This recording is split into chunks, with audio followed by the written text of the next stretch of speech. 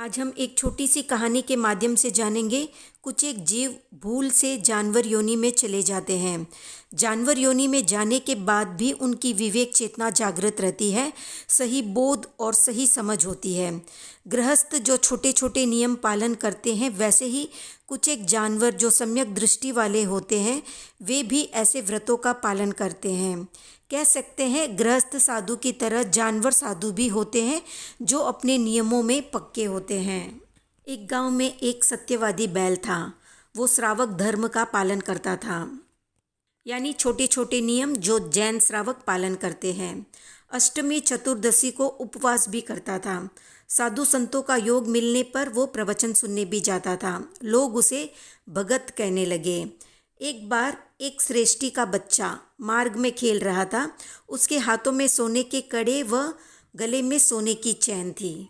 एक बदमाश उधर से गुजर रहा था। उसने बच्चे को खेलते हुए देखा तो उसे उठा ले गया।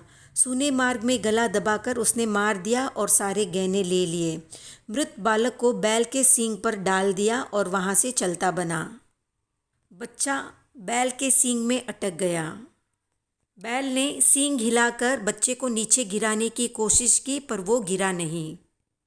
गांव के लोगों ने भगत के सींग पर बच्चे को देखा तो ये सोचा कि भगत ने ही बच्चे को मारा। भगत अपनी सफाई में सिर हिलाकर बता रहा था कि उसने बच्चे को नहीं मारा, पर कोई उसकी बात को समझ नहीं रहा था। सारे लोग भगत को दोष दे रहे थे, पर भगत सिर हिलाकर ये बता रहा था कि वो दोषी नहीं है, उसने बच्चे को नहीं मारा। तो फिर लोगों ने कहा कि भगत, अगर तू सच्चा है तो चल लोहार के पास। उसे लोहार के पास लेकर जाते हैं। लोहार भट्टी में गोला गर्म करके भगत के सामने रख देता है। सारे लोग कहते हैं भगत को कि अगर तू सच्चा है तो गोले को जीभ से चाट ले और अपनी सच्चाई साबित कर दो। भगत बैल ने नमस्कार महामंत्र बोला और गर्मा गर्म गोले को चाट गया। लाल सुर्ख गोला चाटते ही वो शीतल हो गया। बैल परीक्षा में खरा उतरा। लोग उसकी जय जयकार करने लगे। फिर बच्चे की माँ ने कहा कि बच्चे के गले में सोने की चैन व हाथ में कड़े थे। सब पर ये दोनों चीज़ें नहीं हैं, इसलिए लगता है कि ये काम किसी बदमाश का होना चाहिए। ढूंढने पर बदमाश भी मिल गया और उसने अपना अपराध भी स्वीकार कर लिया।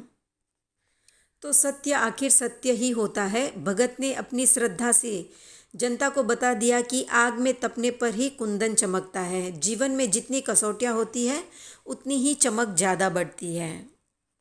तो एक बेगुनाह पशु ने अपनी बेगुनाही साबित की परीक्षा देकर, और वो उसमें पास भी हुआ।